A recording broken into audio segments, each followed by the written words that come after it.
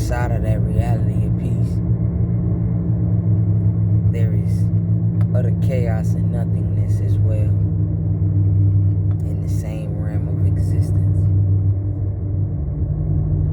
And there's a war on consciousness right now. Right now, there's a war on consciousness because perfect love casts out fear, and thus perfect consciousness is perfect love. Love of self, knowledge of self. To know thyself is to love thyself. So there's a perpetual war of peace, of love, of self. I noticed that the world, on a level of distraction from 1 to 10, from mediocre to maximum, from minimum to mediocre to maximum, there's a war on peace. There's a war on love.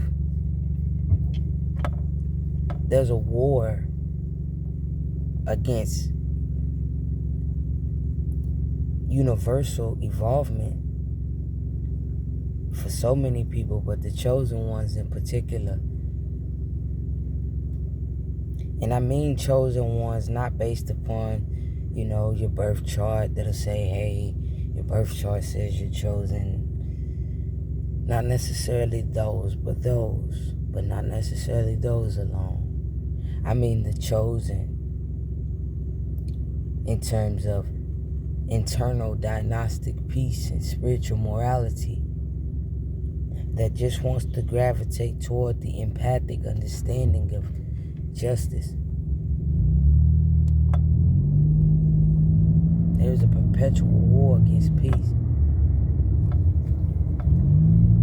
And anytime that I ever was in a situation where I was searching for myself and couldn't quite find me, I noticed that while physically I might have been,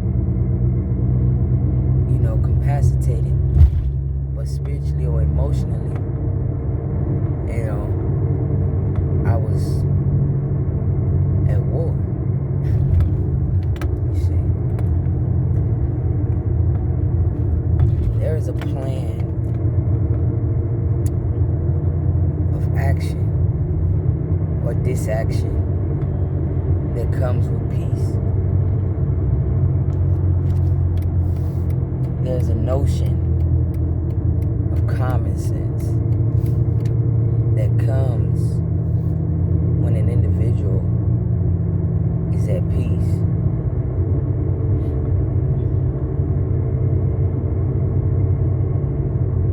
When a coach is at peace, he's able to take a look at the plays of every previous game and analyze each and every play and each and every player, and to figure out what game needs to be played and where each player needs to be placed to not only win the game, but to study and cooperate and cohabitate with my opponent to figure out how he coaches and how he plays. And I gotta be in a position of peace to orchestrate these plays, these plans. I gotta be in a place of peace and mental evolvement, evolution, that'll allow me the time to go back to my playbook and not only orchestrate over my wins, but to be able to demonstrate in my losses. It takes peace for that. Peace, it's a luxury, but it just ain't free. See, one thing about human beings, We are designed to survive. We're always gonna survive. We're always pressing toward survival, no matter what's happening or going on in our life and in our mind space. There's always an internal diagnostic pressing for peace. Now, since this globalized pandemic has taken place, you can second me if you'd like, that's fine. You could disagree if you choose, that's equally okay. But I noticed that since this globalized pandemic has happened, it has took what little portion of internal peace and stillness that was within the individuals who lacked such even.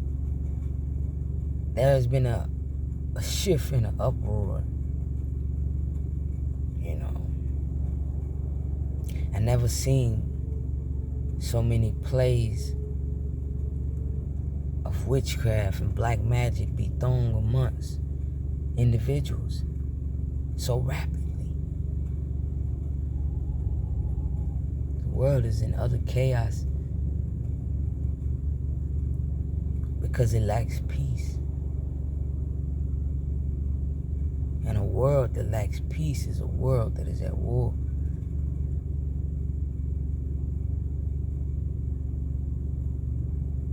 See, it takes discipline to be a good coach and remain in peace while preparing plays for what very well may be the championship ring, championship medal, championship award. And the pressure that'll come with that will require such discipline to be at peace. Now, you might not be coach of an award-winning football league team.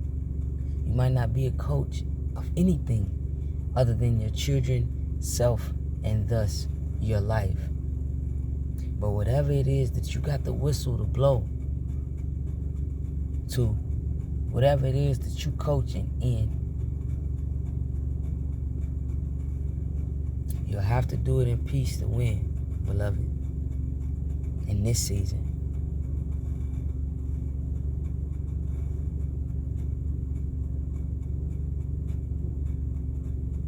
Now,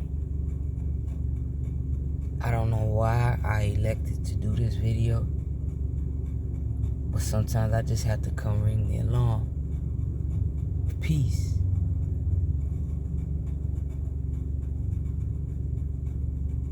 I have spoken. It is I am me, Yasha 23.